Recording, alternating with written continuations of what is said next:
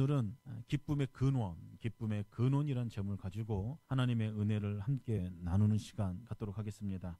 오늘 읽은 이 창세기 21장의 말씀은 하나님께서 언약을 하셨던 아브라함의 가정의 상속자 이삭이 출생하는 장면입니다. 그리고 21장의 말씀은 22장과 함께 창세기에서 굉장히 중요한 메시지를 가지고 있는 그런 부분이라는 사실을 기억하셨으면 좋겠습니다. 왜냐하면 바로 예수 그리스도로 가득한 메시지가 21장과 22장에 담겨져 있기 때문이죠. 21장의 이삭의 출생, 이 이삭의 탄생은 예수님의 탄생을 예표하는 것입니다. 그 예고해 주는 거 있는 것이에요. 이삭이 언약의 아들이죠. 언약의 아들이라는 것과 아이를 낳을 수 없는 여인을 통해서 초자연적으로 출생한 이 부분은 바로 예수님을 나타내고 있다는 것이에요. 그리고 22장에 가서 이삭이 모리아산에서 제물로 바쳐주려고 했던 그 부분은 예수 그리스도의 십자가 사건과 부활 사건을 예표해주고 있다는 것입니다.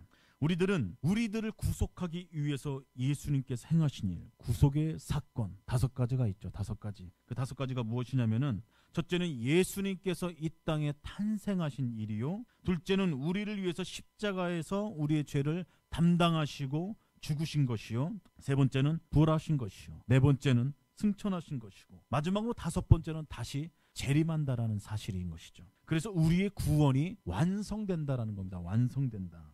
사도신경을 보십시오. 방금 전에도 우리가 우리의 믿음으로 사도신경을 고백하지 않았습니까? 그 안에 이 내용들이 다 있다라는 것이죠.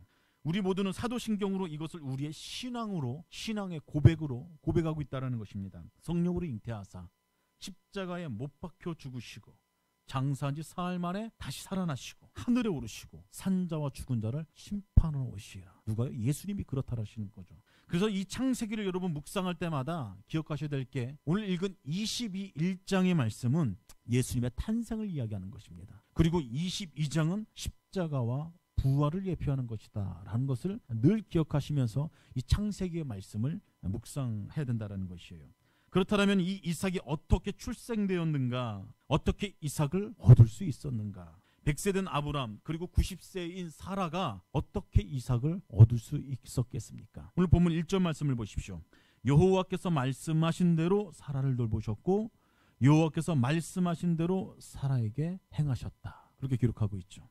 하나님께서 말씀하신 대로 1절을 보면 이 말씀이 반복적으로 기록되어지는 사실을 우리는 성경을 통해서 발견할 수 있습니다. 하나님께서 무엇인가를 지금 강조하시는 것이에요. 하나님께서 이 부분을 지금 강조해서 말씀하신 대로 지금 이 부분을 강조해서 말씀하시는 것입니다. 여러분, 강조해서 말씀한다라는 것은 이 부분을 통해서, 이 말씀을 통해서 우리들에게 무엇인가를 하고 싶은 말씀이 있기 때문에 지금 하나님께서 강조한다라는 것입니다. 말씀하신 그대로, 약속하신 그대로 사라를 돌보셨다라는 것이에요. 사라에게 하나님께서 행하셨다라는 것입니다. 사라의 잉태가 자연적인 현상이 아니라는 것이에요. 하나님께서 그 가운데 직접적으로 관여하셨고 하나님께서 계획하셨기 때문에 아들을 얻을 수 있었다는 것입니다. 하나님의 말씀대로 그 약속이 성취되었다는 것이에요. 여러분, 민수기 23장 19절 말씀에 이런 말씀이 있어요. 하나님은 사람이 아니시니 거짓말을 하지 않으시고 인생이 아니시니 후회가 없으시도다. 어찌 그 말씀하신 바를 행하지 않으시며 하신 말씀을 실행하지 않으시랴. 이렇게 말씀하고 있죠. 하나님이 어떤 분인지 기록된 말씀 아닙니까? 여러분, 하나님은 하신 그 약속을 반드시 지키시는 하나님인 줄 믿으시길 바랍니다. 시건치 않으시는 분이세요. 거짓말하지 않는 분이십니다. 하나님께서는 말씀하신 바를 절대로 바꾸시는 분이 아니시라는 것이에요. 하나님께서는 한번 약속하신 그 약속은 그것이 무엇이든 어떤 조건이든 한치의 오차 없이 그대로 이루시는 분이십니다. 히브리서 6장 13절 이후의 말씀을 보면요, 하나님은 아브라함에게 말씀하셨다고 기록하고 있어요. 아브라함이 갈대아 우르에 있을 때에 내가 너로 큰 민족을 이루게 하고 그 이름을 창대하게 하겠다라고 그렇게 말씀하셨죠. 그리고 가는 곳마다 내가 너가 복의 근원이 되는 인생이 되게 해줄게 라고 그렇게 했다라고 성경 기록하고 있어요. 근데 보십시오, 여러분, 아브라함에게 수년 동안 아무 일도 일어나지 않았다라는 것입니다. 여러분 같으면은 하나님께서 약속하신 그 약속의 말씀을 지속적으로 부여잡을 수 있겠습니까? 아브라함은 하나님의 그 약속하는 그 신뢰한 마음들이 흔들릴 때가 참 많았어요. 근데 그때마다 하나님께서는 아브라함에게 나타나셔서 그의 마음을 강건케 하셨다라는 것이에요. 말씀으로 말이죠. 그리고 오늘 본문에 아브라함이 100세가 되었을 때에 드디어 약속의 아들을 얻게 되었다라는 것입니다. 약속의 아들을. 아브라함이 하나님의 약속을 받고 가나안으로 가기 위해서 하나님을 떠난 지 몇 년 뒤인지 아십니까? 25년 만입니다. 25년 만에. 이처럼 하나님께서는 말씀하신 것을요 반드시 이루시는 분이십니다. 그것을 성취하시는 분이세요. 사랑하는 성도 여러분, 하나님께서 당신의 이름으로 말씀하신 것은, 그 약속하신 것은 반드시 이루어진다는 것을 기억하시길 바랍니다. 그것을 믿으세요. 오늘 1절 말씀을 꼭 기억하십시오. 이번 한 주간 살아가시면서도 삶의 자리에서 오늘 1절 말씀을 여러분 마음판에 새기고 살아가십시오. 말씀대로. 여러분, 이것이 하나님께서 행하시는 기본 원리라는 것이에요. 당신의 백성들에게 행하시는 영적인 기본 원리라는 것입니다. 하나님께서 무슨 일을 행하실 때 언제나 말씀대로 행하셨다는 것이에요. 그것을 꼭 지킨다는 것이죠. 하나님의 창조 사역을 보십시오. 먼저 말씀하시지 않으셨습니까? 그리고 그것이 그대로 다 이루어지지 않았어요? 하나님께서 성경 전체에서 말씀하시고 계획하신 그 구속의 사건도 동일하다는 것입니다. 오늘의 기록된 말씀대로 하나님의 구속 사건은 계속해서 진행되었어요. 그리고 아직 성취되지 않은 예수님의 재림도 하나님의 말씀대로 이루어진다는 사실을 기억하십시오. 역사의 섭리도 기록된 말씀을 따라 움직인다라는 것이에요. 사랑하는 성도 여러분, 우리가 어떻게 하면은 정말로 하나님께서 기뻐하는 모습으로 살 수 있겠습니까? 어떻게 하면은 신앙생활을 정말로 잘할 수 있겠냐라는 것이에요. 다른 것 아닙니다. 한마디로 말하면은 말씀대로 살아가는 것, 그건 한 가지입니다. 말씀대로 믿고 말씀대로 우리가 그 믿음의 길을 걸어간다라면은 성령께서 우리와 함께 계세요. 그리고 우리 인생 가운데에 놀랍도록 역사하여 주신다라는 것을 여러분 기억하시길 바랍니다. 예수님께서 이 땅에 어떻게 오셨어요? 말씀대로 오시지 않으셨습니까? 창세기 3장 15절 말씀에 내가 너로 여자와 원수가 되게 하고 내 후손도 여자의 후손과 원수가 되게 하겠다라고 그렇게 말씀하셨어요. 그리고 여자의 후손으로 오신다고 말씀하셔서 정말로 여자의 후손으로 오셨어요. 그것이 약속하신 대로 성취됐다라는 것이에요. 이사야 7장 14절을 보면 그러므로 주께서 친히 징조를 너에게 주실 것이라. 보라, 처녀가 잉태하여 아들을 낳을 것이요 그의 이름을 임마누엘이라 하리라. 그렇게 말씀하셨어요. 여러분, 예수님께서 정말로 처녀의 몸에서 잉태되었고 태어나시지 않으셨습니까? 구약시대에 예언된 그대로, 약속하신 그 말씀 그대로 예수님께서 그렇게 태어나셨다라는 것이에요. 미가서 5장 2절 말씀에 보면 베들레헴에서 태어난다고 그렇게 말씀하셨죠. 말씀하신 그대로 예수님께서는 베들레헴에서 출생하셨어요. 예수님의 재림도 마찬가지라는 것이에요. 말씀하신 그대로, 약속하신 말씀하신 그대로 예수님은 반드시 이 땅에 다시 오신다라는 것이에요. 구약에서는 예수님의 오심을 예언하고 있죠. 그것이 신약에서 성취되었습니다. 신약에서는 예수님의 죽음과 부활과 승천이 기록되어 있어요.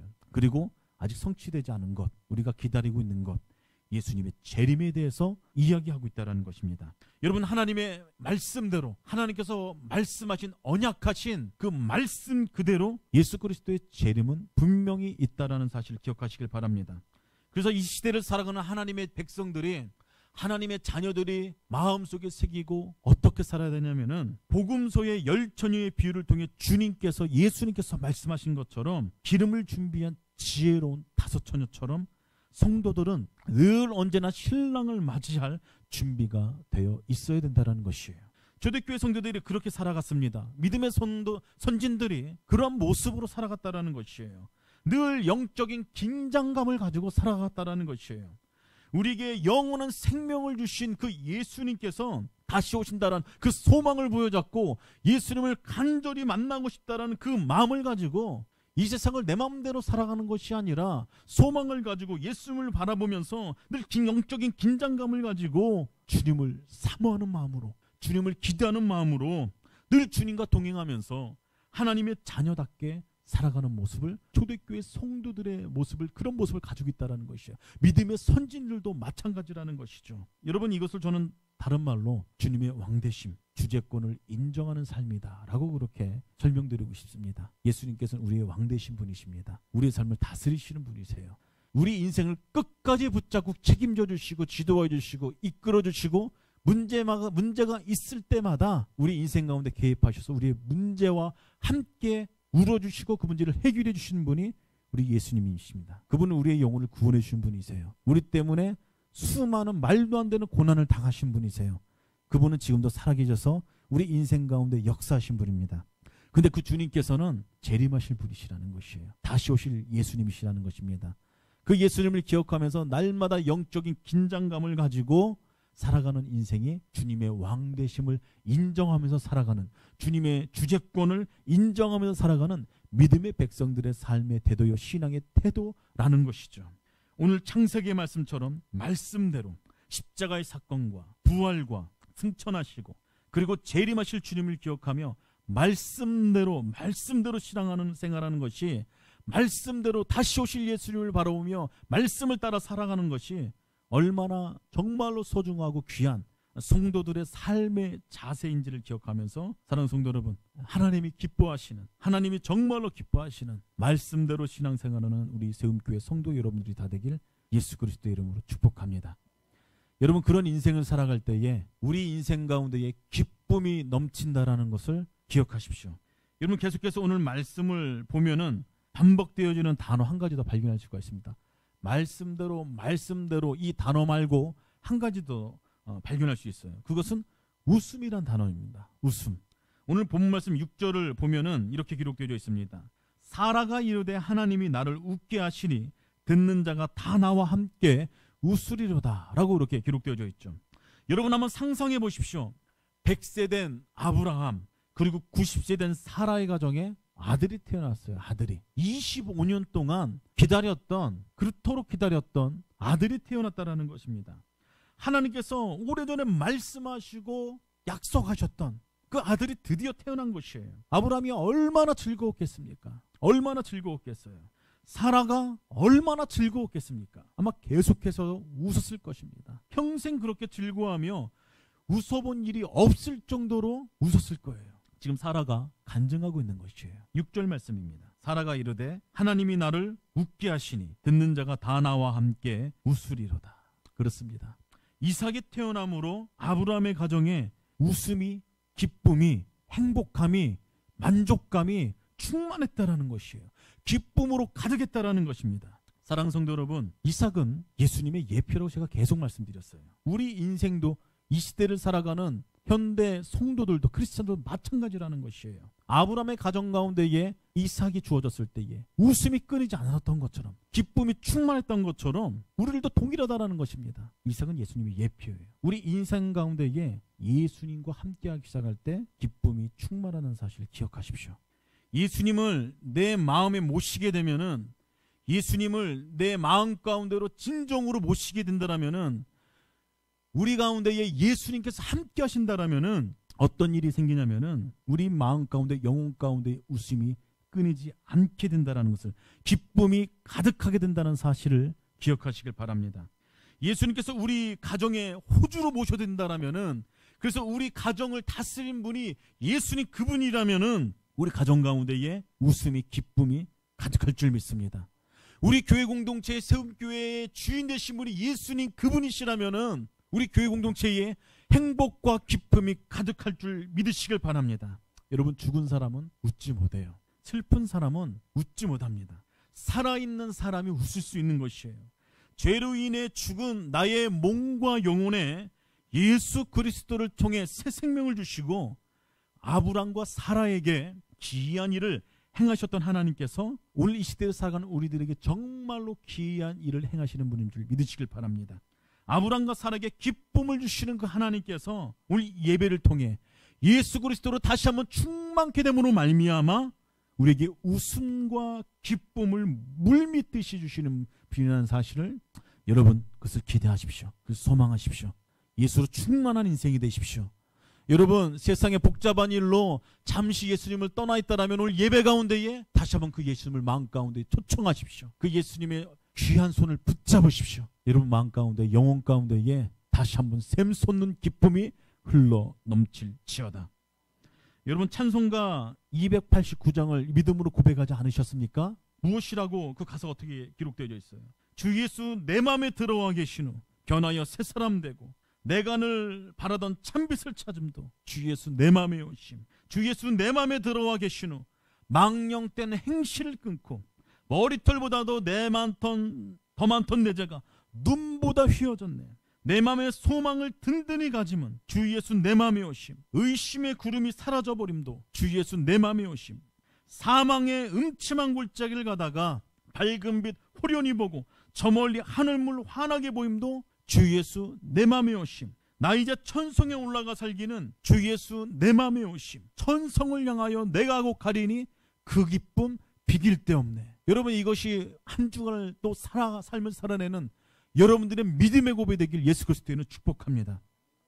후렴 다시 한번 찬송할까요? 주 예수 내 맘에 오심. 주 예수 내 맘에 오심. 물밀듯 내 맘에 기쁨이 넘치는 주 예수 내 맘에 오심. 주 예수 내 맘에, 주 예수 내 맘에 오심. 주 예수 내 맘에 오심. 물밀듯 내 맘에 기쁨이 넘치는 주 예수 내 맘. 다시 한번 믿음으로 선포하십시오. 주 예수 내 맘에 오심. 주 예수 내 맘에 오심. 물밀듯 내 맘에 기쁨이 넘치는 주 예수 내 맘에 오심. 한 번 더. 주 예수 내 맘에 오심. 주 예수 내 맘에 오심. 물밀듯 내 맘에 기쁨이 넘치는 주 예수 내 맘에 오심. 아멘. 아브라함의 가정에 이삭이 태어나기 전에는 여러분 사실 웃음이 그렇게 없었습니다.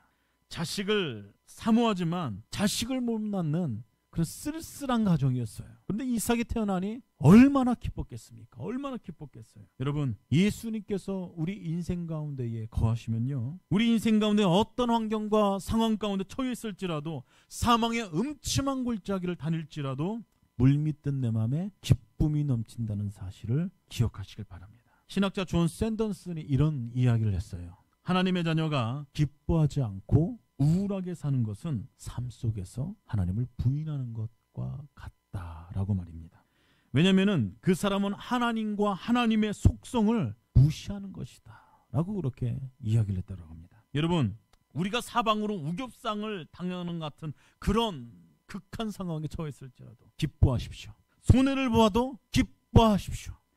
몸이 아파 짜증날지라도 여러분 기뻐하십시오. 우리 인생 가운데 해결해야 될 일이 너무나 많아도 그것 때문에 골머리 썩어도 기뻐하기를 결단하십시오. 기뻐한 일이 없을 것 같을지라도 여러분 예수님을 인하여서 기뻐하기로 결단하십시오. 여러분, 그런데 우리의 힘으로는 이것이 불가능합니다.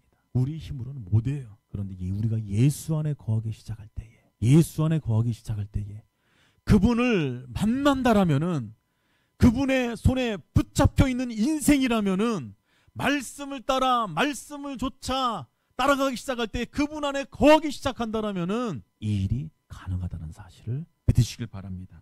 예수님께서는 이 땅에 오셔서 우리가 기쁨으로 충만하게 살아가기를 원하시는 분이십니다. 예수 안에 내재하는 그 풍성한 기쁨을 우리에게 선물로 주고 싶은 분이세요. 요한복음 15장 12절 말씀에 이렇게 말씀하고 있죠. 내가 이것을 너에게 이르면 내 기쁨이 너희 안에 있어 너의 기쁨을 충만하게 하려 함이라 라고 말씀하고 있어요. 여러분, 예수 그리스도, 예수님, 그분을 인하여서 오늘도 웃을 수 있고 또 이제 주께서 주신 한 주간을 살아내실 때에 기뻐할 수 있음을 기억하면서 감사하고 그런 복된 한 주간이 되기를, 그런 가정이 되기를, 여러분의 삶의 터전이 되기를, 섬교회가 되기를 예수 그리스도의 이름으로 축복합니다. 말씀을 정리합니다. 오늘 21장을 통해서 두 가지를 말씀드렸습니다. 오늘도 우리 안에 살아계시며 역사하시는 그 예수님은 말씀 그대로 이 땅에 다시 오실 예수님이시다. 재림하실 예수님이시다.